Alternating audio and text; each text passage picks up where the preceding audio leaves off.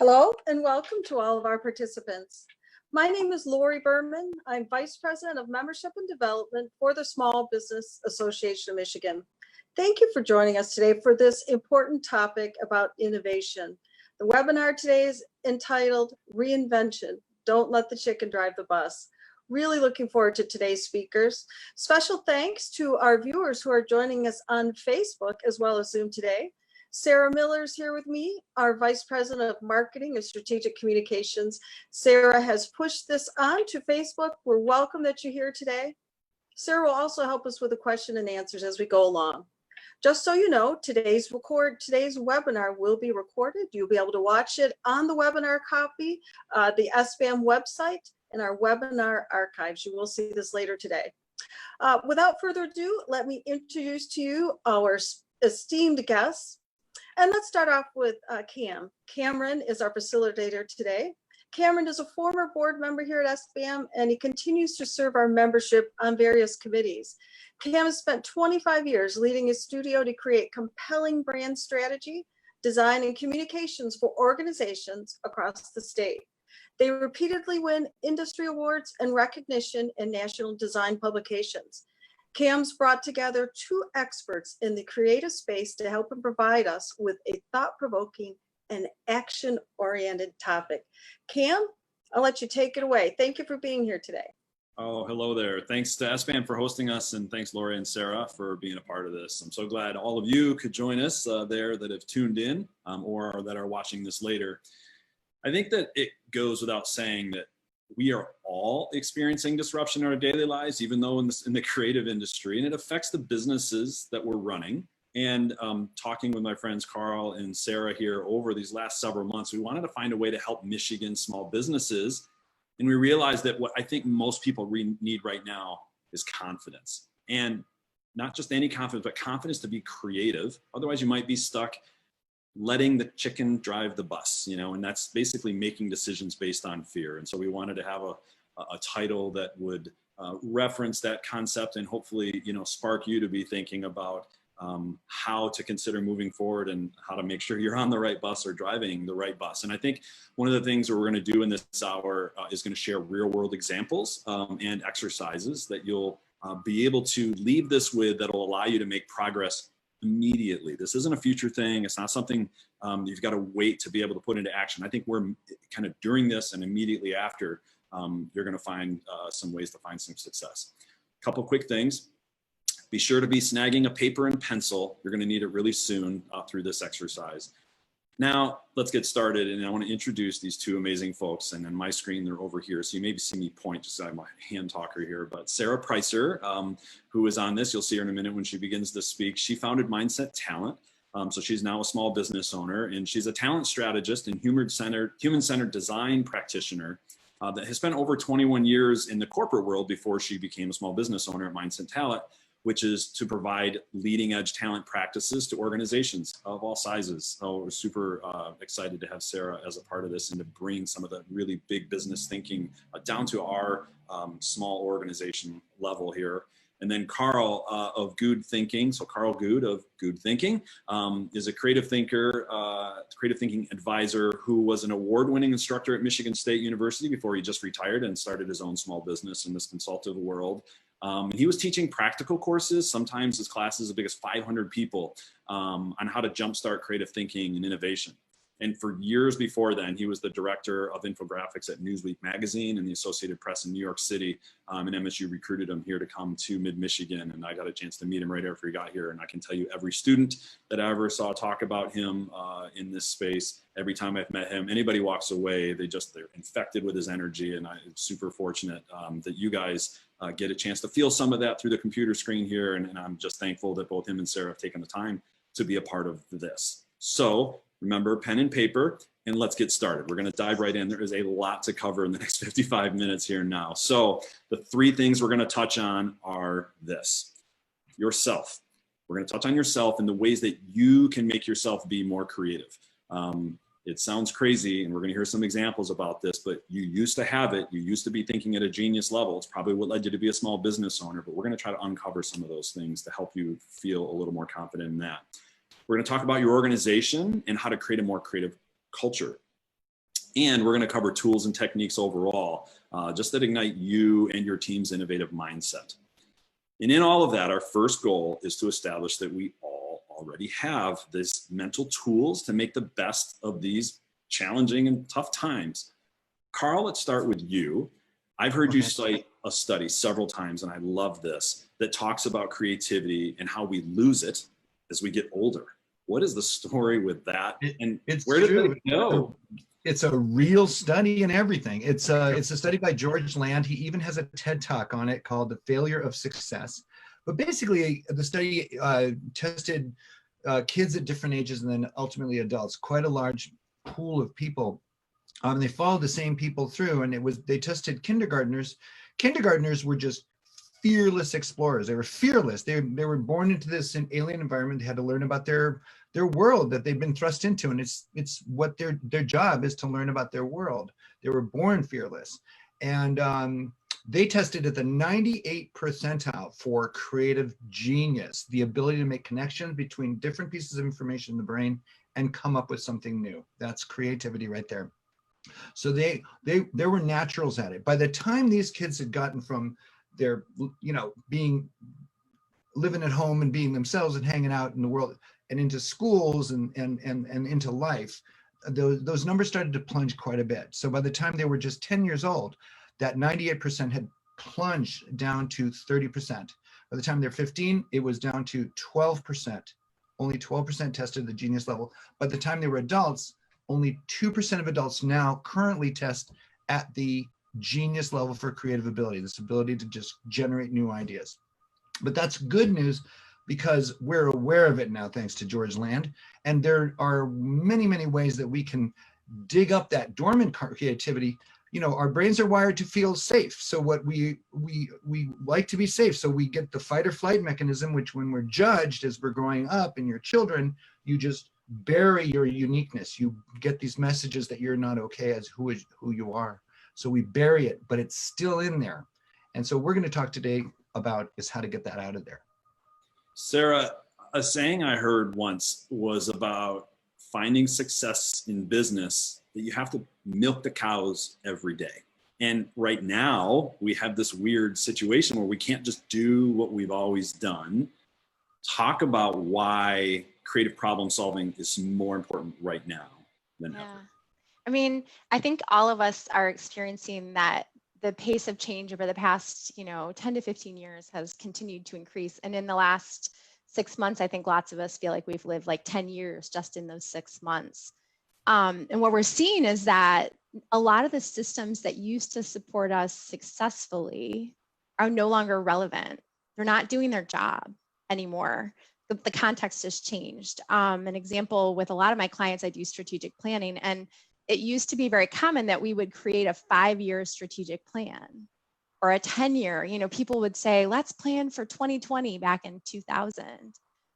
Today, what we're doing instead is we're looking 6, 12, 18 months out and developing strategic plans that have frequent course corrections, because we can't wait for things to stop before we plan. You can't wait until it's kind of like flying an airplane and you have to fix the airplane while it's in the air if whatever you need to land is broken, right? Like you can't stop because you can't land.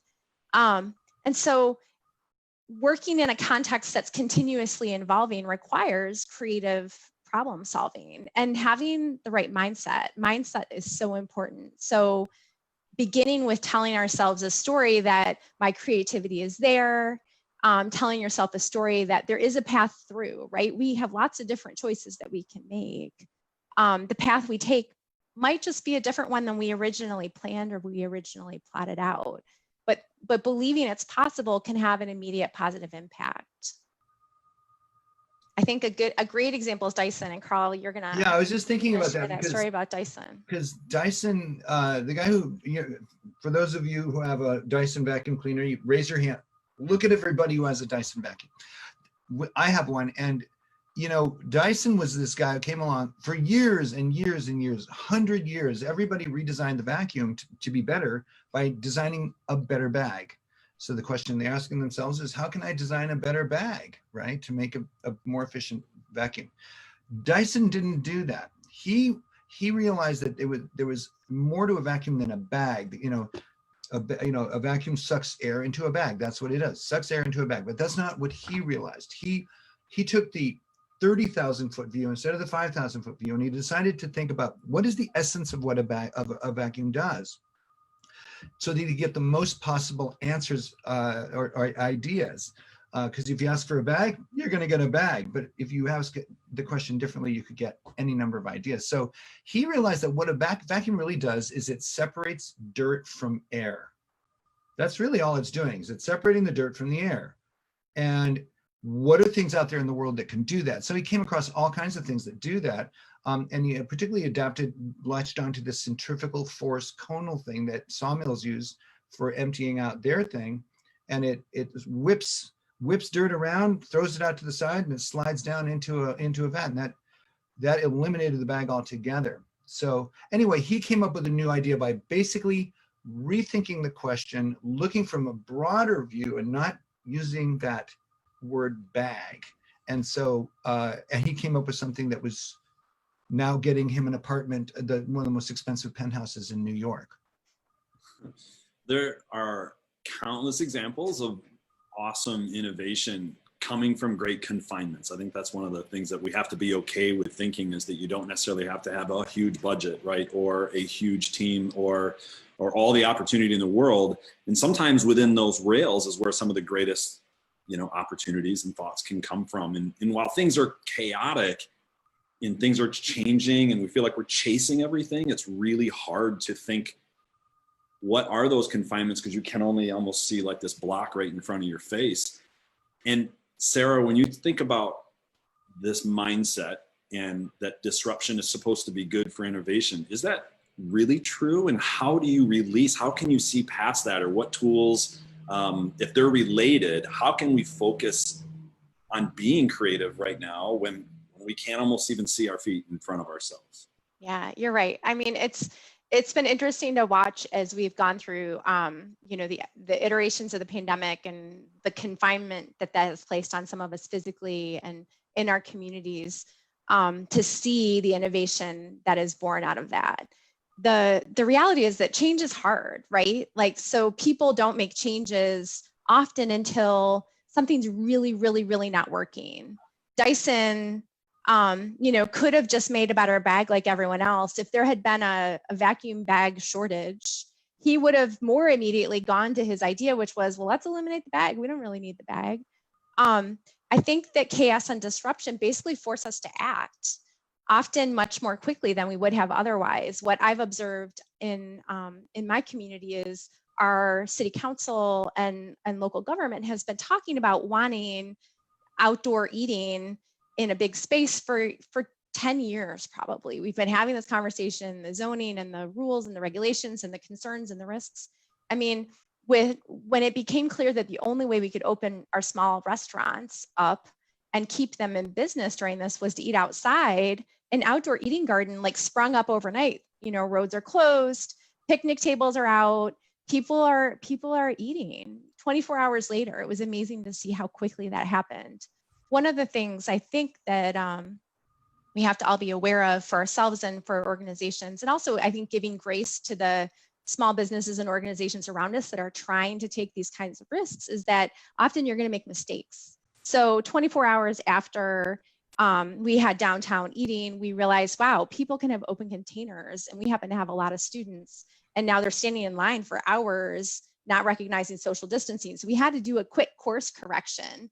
And that's going to happen naturally when we're making quick decisions. We're going to make more mistakes, but looking at those as learning and opportunities for growth, as opposed to, oh, we better never ever try, and take a risk again, is important, because the only way that we can move forward when there's as much change as we've got is really to incorporate learning quickly and then continue to move forward to kind of your next landing spot. I think one of the ways that we think about brands here, and most organizations should think about their brands, as them being vessels. There's these huge vessels that meaning gets poured into over time. And whether the organization is just a couple months old or 20 or 30 years, that experience people have, and maybe there's a fear of changing that vessel or putting so much change. And I think having confidence that it's okay to begin that change. It may not happen overnight. You get, think about an organization like Taco Bell, right? There's this national that's huge. They can't just immediately spring up things outside. They kind of have to wait for permission to do those kinds of things. But a small business can enact those things right away and infuse new energy and new meaning into that vessel. And all of a sudden the consumers, because a brand is what people say about you, right? When you're not around. And so as they begin to take that on, they're willing to accept this change and adopt this new you, really. And with that in mind, Karl, when businesses are either stuck in that same old thinking, what are ways that they can take specific actions like right now to begin innovating or thinking about themselves in this moment where it's being disrupted, or kind of during it or ahead of that time? Sure. There are one of the biggest things that business owners are people, right? They're people first. They have habits and they have fears and they have all these kinds of things. And so one of the things that they tend to do, we all tend to do, is we solve problems through our own experience, based on our own experience. We just say, I know what I'm going to do because this is what I'm going to do, and they're going to go fix the problem. And it may not be that you have enough knowledge to fix that new problem that's just come up. You need to go out and get more information. So, for example, I had in this 500 person class, I had a guy in a wheelchair, a friend of mine, who became paralyzed when he was 12 in a motorcycle racing accident. He came in, he's now in his 30s, and he had a problem that he wanted my class to try to solve. And it was really kind of exciting. He was quite a dramatic image of this guy in a wheelchair in front of so many students. And he said, everybody, I'm a NASCAR racer. I can do a lot of things, but there's something I can't do and I need your help. What I can't do is I can't shovel my driveway. And I'd love to shovel my driveway, and I'd love to be able to do it pretty cheaply, maybe around the price of a shovel. I'd love to be able to do it in this wheelchair, this non-motorized wheelchair, and I'd like to do it as quickly as anybody doing it. Immediately around the classroom, hands went up because of what I just said a second ago. They already know the answer. They know the answer that's based on their experience. They're coming up with a solution for this guy, and they've never been in a wheelchair. And they say, so he calls on one of them. The first one says, dude, put a blade on your wheelchair. You're welcome.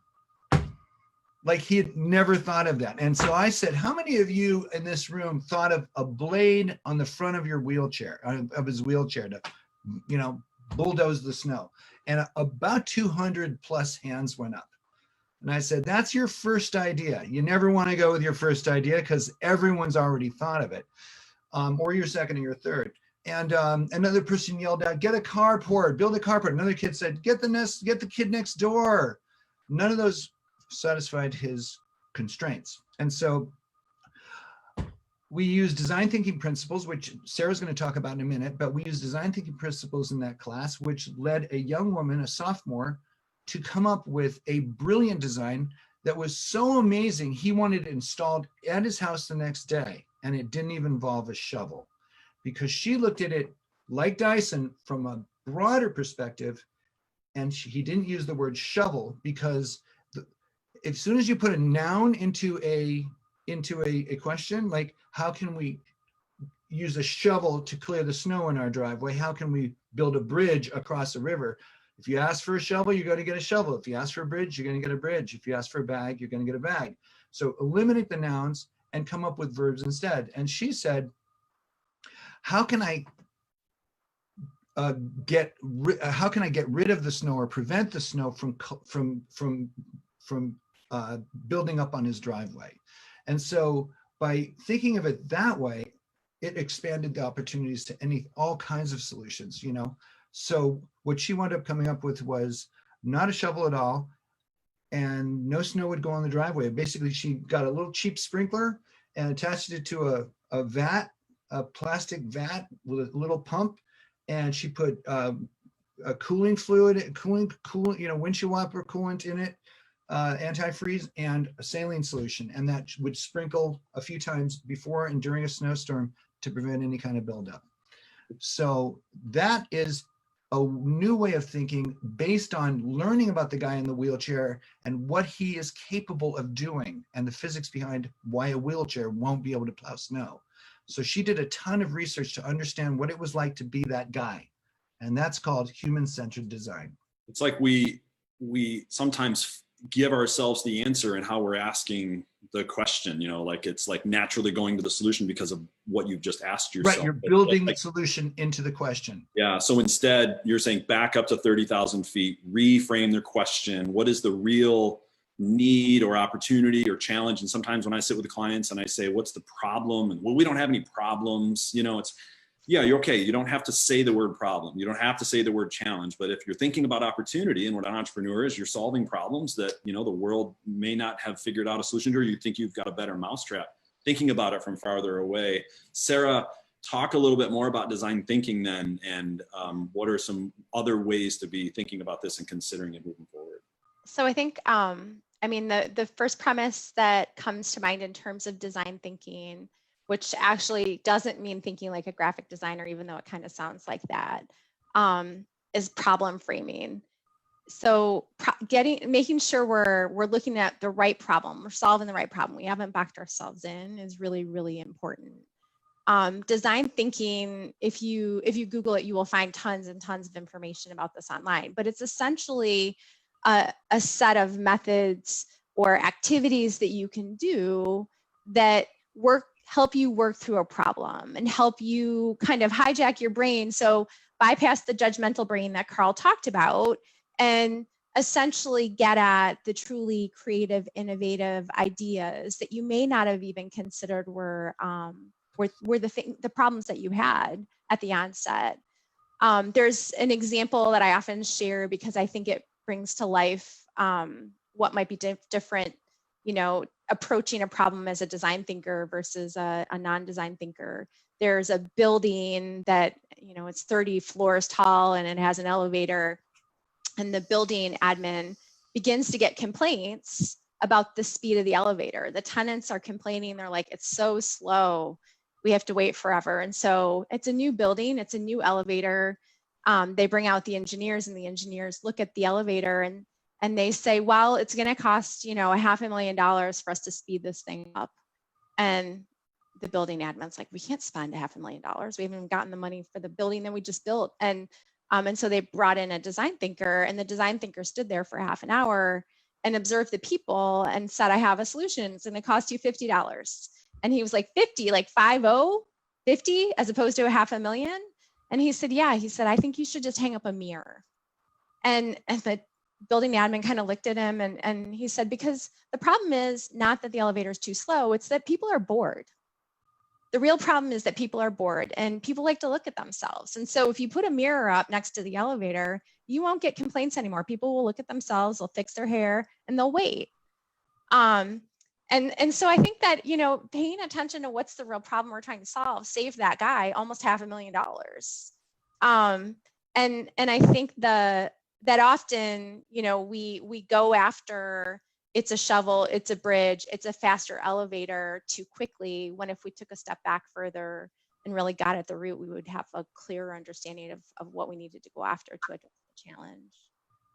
That's awesome. So I think we're going to practice how to do that now, one way at least. Yeah, so right when we started, I said, hey, find a quick piece of paper, doesn't need to be huge, and pen. Go ahead and dig that out. We're going to do a quick exercise. And what I want you to do is, because we can't cover design thinking here in its entirety, it's a really big, you know, it's a bigger thing than just the next couple minutes. But one brainstorming technique is this. And what I want you to do is grab that paper and pencil and write down one thing that you want to solve. We're going to spend about 20 seconds or so coming up with that. So again, what is something that you have in front of you? It may not be a current problem. Maybe it's something that you have been considering working on to grow your business before the pandemic hit, right? Or whatever it is, but spend about 20 seconds. We're going to stay quiet for a quick second here and go ahead and write something down.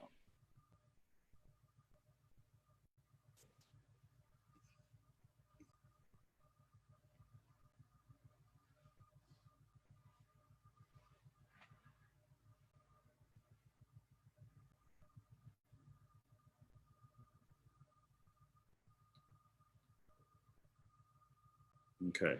So Karl gave a story about the guy in the wheelchair in the driveway. Sarah just talked about the elevator. Karl, what are some tips that people can think about right now? And maybe there's a chance for them to reframe their question. Well, it's along the lines of a couple of things I've already said. You want to make sure you're not using a noun in your question, because that's building an answer into the solution already. And again, that bridge, if you don't say, how can we build a bridge across the river, but just say, how can we get across the river?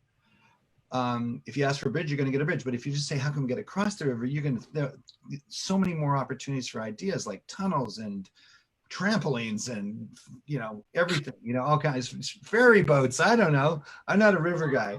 And so make sure you're not building a noun. You can look this up, verbs versus nouns in asking good questions. And so you also want to make sure you're asking the right question. If you ask a question like, hey, how can we clean up the pollution along the Cedar River? You get some middle school kids in and they clean it all up and woo, it looks great.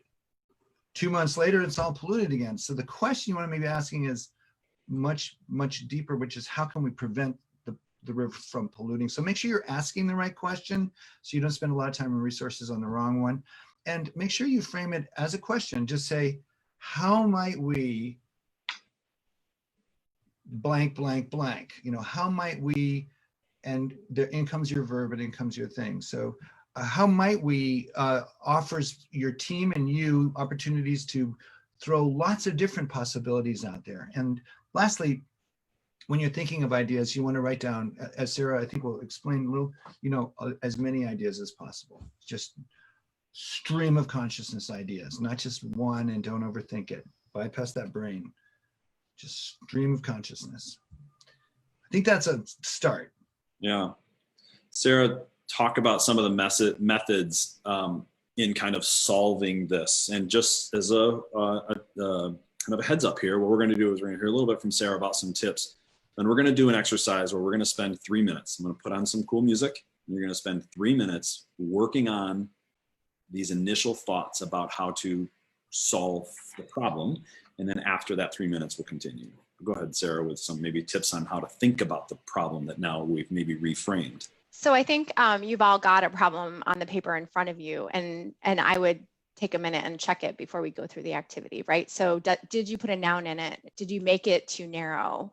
Can you look at it from like a 30,000 foot view? How might someone else describe the problem for you? And think about the Dyson story. Don't make it too specific or too narrow. Once you have your problem, we would love to have you put it in the chat box, because we're going to potentially do another session and we want to make it more focused on solving common problems that this group has. So we would love for you to type your problem into the chat box. So I'm going to give you a second to write your revised problem. Now that you've got that problem on paper, we're going to try a method that's called alternate worlds, which lets you it forces you to look outward, not inward. And it's one way that you can bypass your judgmental brain. So I want you to think about a person or an organization that you admire. If you could have a 1 hour lunch with a group or with a person, and they were going to answer all of your questions and all your problems for you, who would that person be? I want you to write that person or that organization's name on paper. You can write Karl Gude if you want. Sarah and Cam.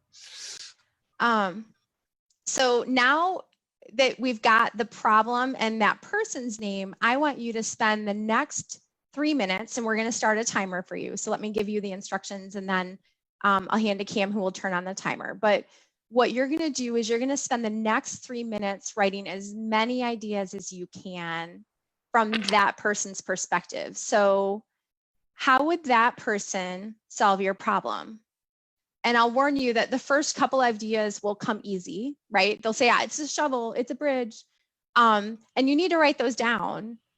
The more ideas you write down, the better results I think you'll get. So you need to push yourself through the predictable 2 or 3 ideas that come most immediately in order to get to the better ideas. Keep in mind, there are no bad ideas, so you shouldn't self-edit. We're not going to ask you to solve all your solutions with us in the chat. So it's all just for you.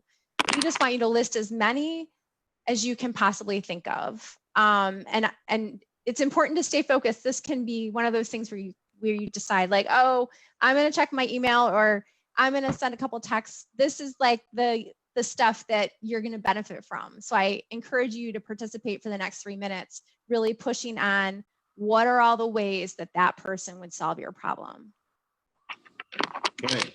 With that said, I've got my YouTube video up. I'm going to share my screen and push it over. And I'll, a quick warning, the sound may be loud the way that Zoom pushes it through to you. So feel free to turn your volume down. And then when we start talking again, you can turn it back up if it gets too loud. So away we go.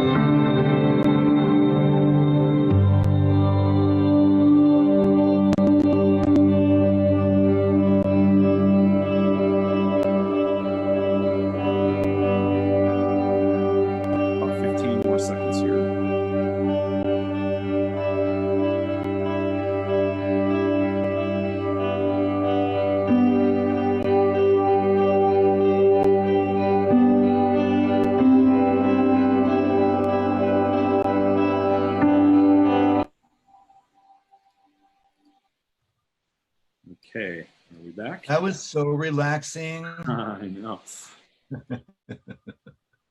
It's like a 3.5 hour YouTube link. I'll put in the chat here if anybody wants to see it. Visit it. It's great to use to study and work with. Better than Xanax. So Sarah, what do we do now? I think Karl's gonna. Oh, I think I do. How to work through your ideas.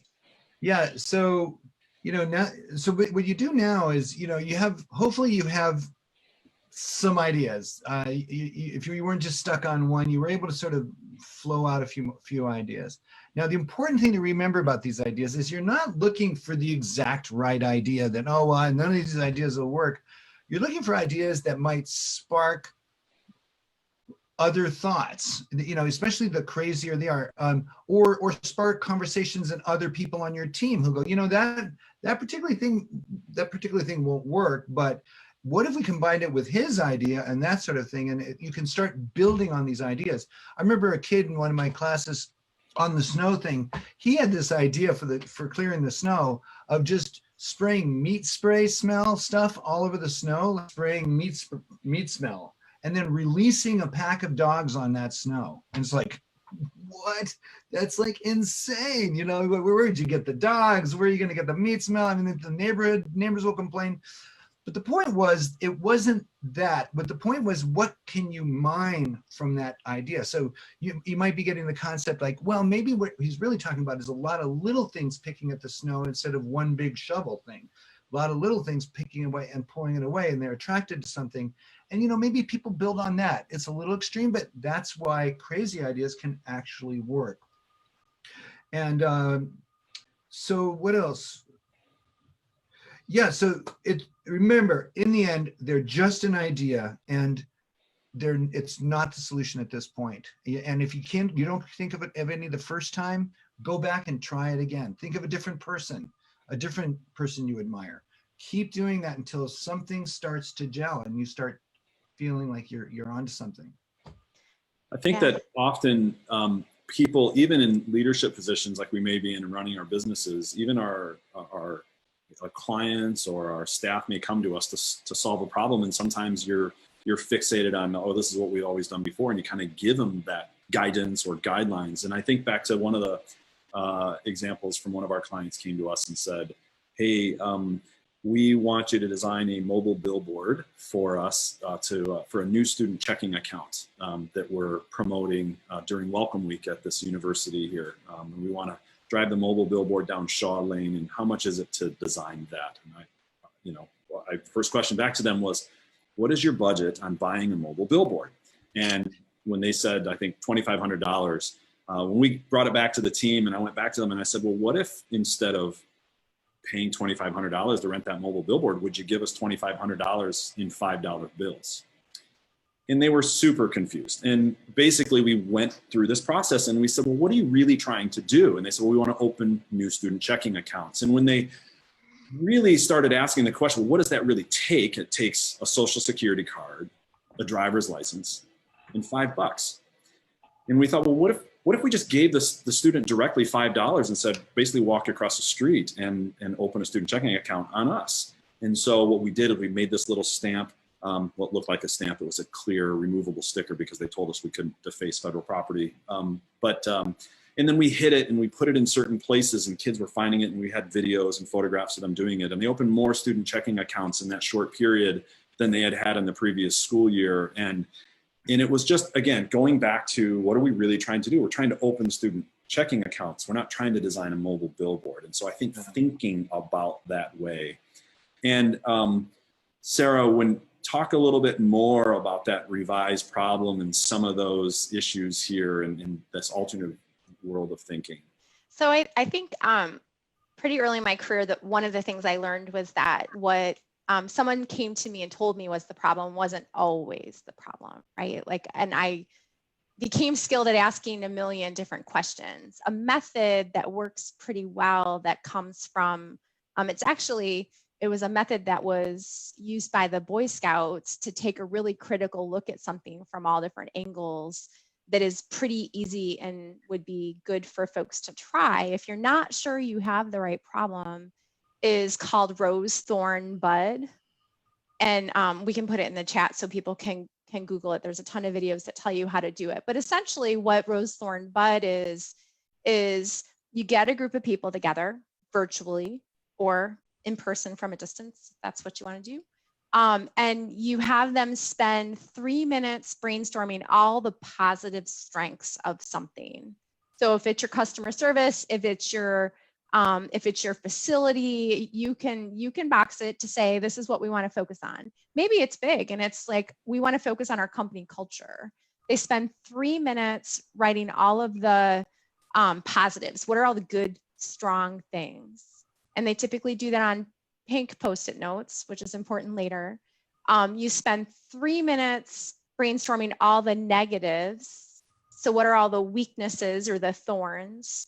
And 3 minutes generating all of the opportunities or the possibilities for improvements. And you write the negatives on blue, you write the opportunities on green, and then you gather up all of these, sometimes virtual Post-it notes, and look for themes, right? So you might see in the 150 plus sticky notes that you have that a lot of people are talking about customer service, or a lot of people are talking about how long they have to wait for delivery of your product. And that can be a combination of positive and negatives. I've done this a lot with employees about their workplace and what do they like about their workplace? What do they struggle with in their workplace? And sometimes it's the same thing. I was working in a dog-friendly environment, and I had a group where I had like 5 pink Post-it notes with dogs at work written on it. And then I had 5 negatives with dogs at work, because there's some people who don't like dogs. And then I had someone who wrote cats, like they wish that they could bring cats to work. And so it's a really good way to get like a 360 view on something. I even do it with my family. Sometimes if we're having a rough patch around chores or things that are happening in the house, it's a good way to get the kids and my husband involved in, like, okay, we need to change something. What are we going to change?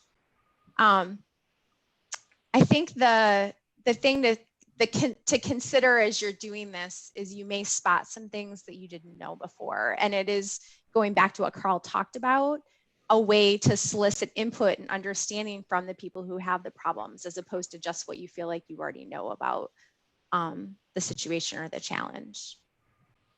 I think many of us, or many organizations in general, regardless of the size, always seem to have a goal of adopting a creative organizational mentality or a culture. What are some common challenges, or like the most kind of common things that you guys see in organizations as they try to embrace that? You know, what are some blockers, or what are some things that people typically need to overcome? And what are some tools to do that with? Should I go first, Sarah? Yeah. It's a lot of it is sort of changing that corporate culture, getting over the way they've always done things. And so, everybody has heard to death the concept of embracing failure. The opposite of embracing failure is embracing certainty. And if you always go for certainty, your ideas are going to be based on pretty expected outcomes, pretty expected results, very traditional thinking. You're not going to be innovating a lot. When you go for the unknown and then possibly the risk of failure, you're going to come up with a lot more interesting ideas. And so when they don't work out, those ideas, you have to go back to the beginning and start over again, and recognize that that failure is really just learning, and that scientists see failure as just collecting data. They don't go home and beat themselves on the head for being horrible people and losers or anything. They just learned something today, and now they're going to incorporate that into their decision the next day. And so really think of failure as something that will actually lead to the possibility of failure is something that you just have to take to heart. Otherwise, there can be no innovation. And that takes a risk-taking mentality. So you need to be able to, it takes courage to be creative. It takes hard work, and it takes courage, personal courage. And so you need to be able to be willing to take risks, and it's a lot more fun anyway. And you also need to encourage your staff to take risks, or the people you work with, to remind them that they were once these young, fearless explorers before, they got all enculturated. Get them back into that mentality. And there are ways, through design thinkings and other methods to help trick your employees and your predictable brain into being more explorative. And then the last thing I would say right now is be open to the possibility that you're not going to be certain what the solution will be. You don't know where this path may lead you. When I was at Newsweek magazine, I remember there were it went down in flames, crashed and burned within a year after I left. And we had meeting after meeting in the conference room about what are we going to do with Newsweek? How are we going to, so they wanted to put more dog stories. I mean, everything came up around that table. The one thing I wanted to say, and I chickened out, I censored myself, because being afraid, fearing judgment, causes a lot of us to censor that idea at the table, especially at a conference trip. We don't want to say something that sounds really dumb. And so if you're like that and you censor yourself, that might have been the very idea that would have saved Newsweek, right? And so I wanted to say, stop being a news magazine. Just stop being a news magazine. They're all getting their news a lot earlier than a weekly news magazine. But I didn't have the courage to say it. I wished I had, but I didn't say it because they would have looked at me like I was crazy. So you need to be open to the possibility of uncertainty and to speak your mind. Don't censor yourselves. So anyway, those are some thoughts to keep in mind going into this. Sarah, you have some? Yeah, I mean, I would reinforce some of what you said. I think you'll hear people talk about, sorry, I just choked on a little bit of water, but yeah, you'll hear people talk about psychological safety and creating a safe space where people aren't afraid to speak up. So you did not feel that safety at Newsweek after being there for 18 years. And it's interesting. I think sometimes we assume, well, they've been here a really long time, so they would tell me what they actually really think. They won't. A lot of times they won't. They will avoid judgment. They will avoid pain. And if the last time they offered something that seemed too out there, you had a negative reaction, they're not going to do it again. Yeah. So I think creating a safe space where people aren't afraid to take risks and share ideas and speak up is important. It's an important culture to create. And one way you can do that is just to recognize people who are coming up with new ideas in a positive way, right? So don't shoot them down for trying, because maybe the ideas they suggested aren't actually going to be the ones that save you. But, to the point made earlier, it may ignite some other thinking. And also, you need to reinforce to continue digging, because eventually they will come up with one that works. Ultimately, it comes down to leadership of the organization. So I think that my advice as I work with organizations is, from a leadership perspective, you're setting the tone. You're showing what's okay and not okay. And if you're afraid to take risks, your people will be afraid to take risks also. So I think it's important to start with yourself, and then others will follow your lead as you move into this new space of, thinking maybe outside of the bounds that you used to think in. Okay. How, kind of in summary here, we've got about 12 more minutes. How can we turn off our non-creative, traditional, predictable, analytical brain and kind of turn on the start innovating brain? Is there an exercise? Is there a process? I know how we do it here, how I encourage my staff, free writing is a thing. What are some other ways to? Well, the good news is you don't necessarily have to turn it off. You just have to distract it. I always literally say, I want to get I want to, sneak around the gatekeeper, the gatekeeper to my brain, right? So the gatekeeper is what's keeping me safe with all these predictable, boring, conformist ideas. I'm no threat to anybody. I'm not going to get into trouble. So you want to sneak around that and get to the weird, good stuff in the meeting. So you can say something in the meeting that's going to make everybody go, what did he just say? So a lot of the success will come down to your courage. I said this before, it takes courage to be creative, because I didn't speak up in that meeting that day. And that's when I recognized what it means to have courage, creative courage. And but one of the most important things you can do is to think about yourself. And this is about you. Think about you personally, us. Challenge the assumptions you make about what you can and can't, should and shouldn't, and will and won't do. Challenge those ideas. Look up write this down, limiting beliefs. There are beliefs that we have consciously or unconsciously that prevent us from achieving our true potential. They put a ceiling on our potential, and we may not even know we're saying them or thinking them. Yeah, I might not, there's no need for me to go get my master's degree. I mean, it's not like I'm going to make any more money anyway. I mean, it could be anything like that where you're just putting the ceiling. So challenge the assumptions. You need to be willing to push your comfort zone. You've heard this many times today, but you need to be able to take risks and to comfortably encourage your staff to also take risks. Make it a lot of fun. Creativity, work is play. If people are feeling playful and the boss is either in the room and not judging everything, or out of the room, even better sometimes, where the employees can just go play with ideas.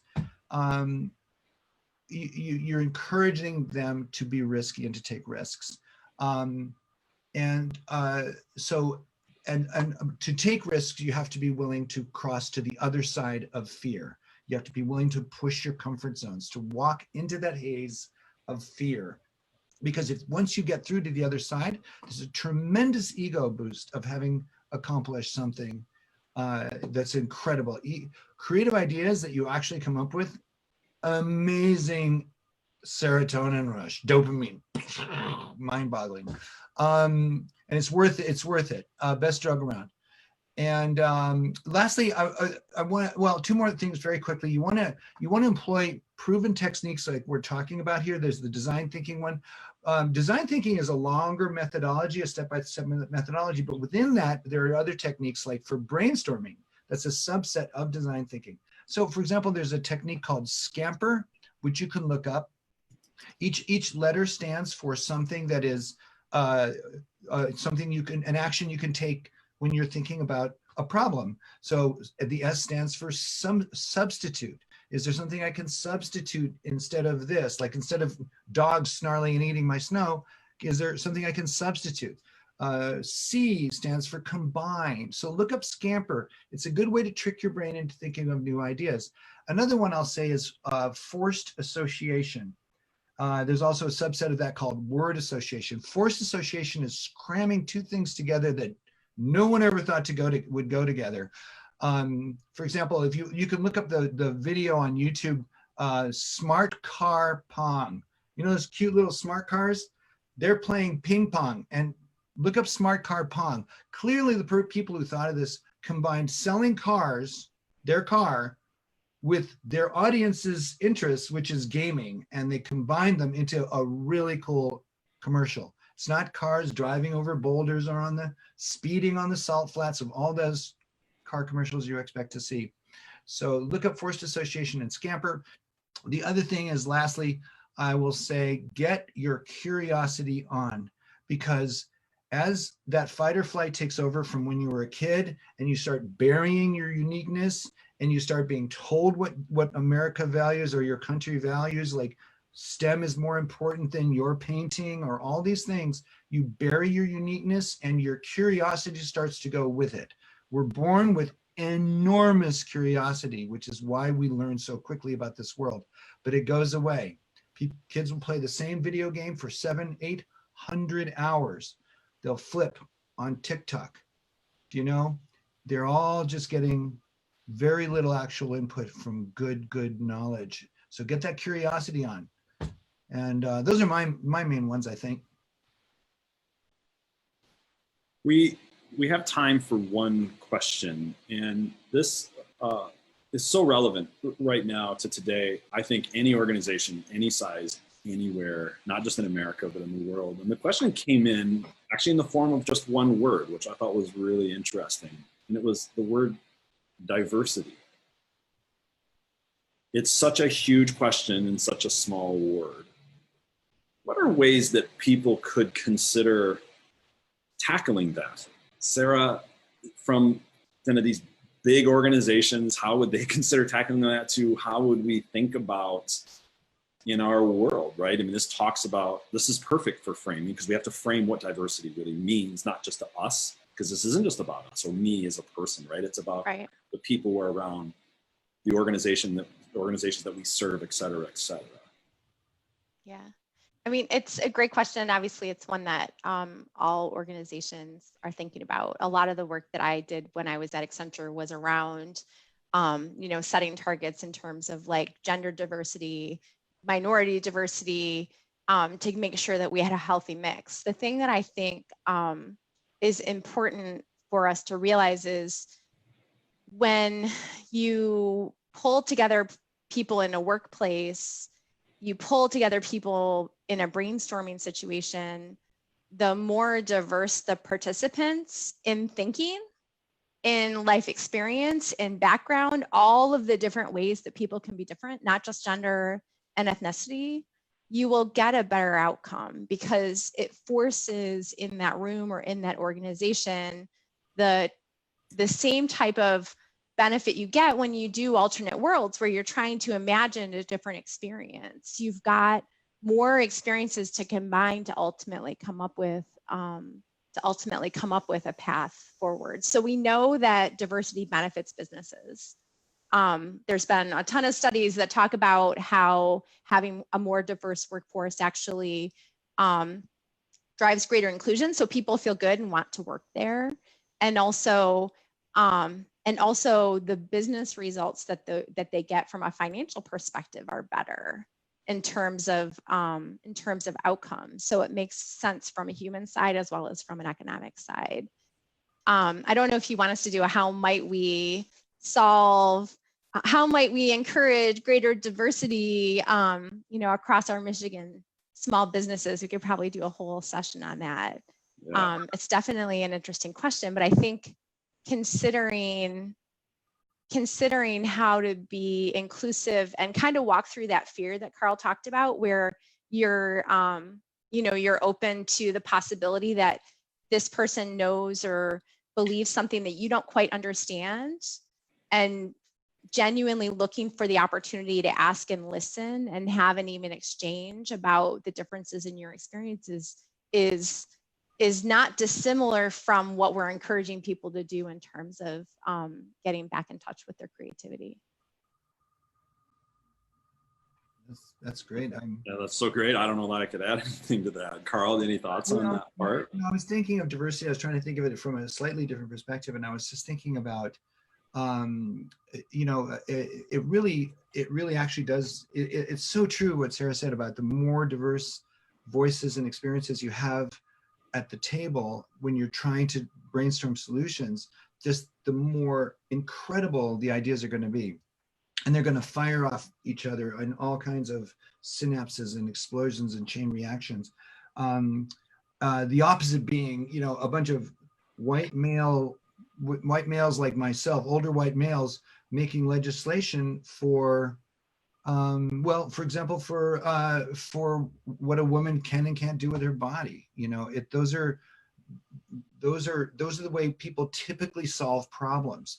They go with what they know, and they don't really explore out into getting more knowledge about that problem. They just go, I know what I think, I know what we should do, and then they do that. I didn't mean to sound political there. I was just saying that was a good analogy for a way to ensure that a solution is going to fail, is by having little to no diversity in the room, other voices, and to consciously bring those people in. Not only diversity in color and in ethnicity and in background and experiences and all that kind of thing, but in skills, in the things that people know how to do. So bringing in, you can't solve the problem of this really horrible water taste anybody ever drank out of the water coolers on campus? You cannot solve the brown water problem at Michigan State without talking to a water engineer. Because otherwise the solutions you're going to come up with are going to be silly, uninformed. I think that's a great setup or a way to think about this, that earlier you talked about curiosity. And I think that's super important here in our firm. We hire for curiosity. If there isn't a quotient there that is super high, they can't come in and then work with businesses or organizations or people's thoughts and experiences without being curious about how to dig in a little more. And these lived experiences that we all have do bring that major value about combining all of that. We have to remember we only know what we know, and it's okay that we may not know everything yet. I know more than you though. Yes, you definitely do. You've got a couple years on me. Yeah. We're at 2:30. We're at 1 hour. Wow. I know it went so fast.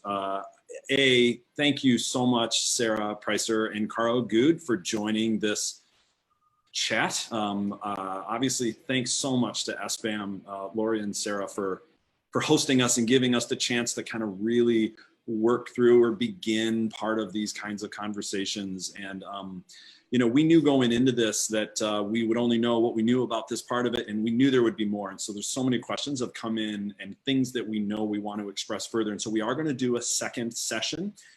The exact detail and format of that is to be determined, but we'll probably do it in some format where there's a limited registration of users, so we can actually do a kind of a hands-on approach, right? Where we can put people together, roll up their sleeves, and walk you through actually performing and exercising some of these, kind of answering some of these questions and really getting through some of this topic so that you are not letting the chicken drive the bus.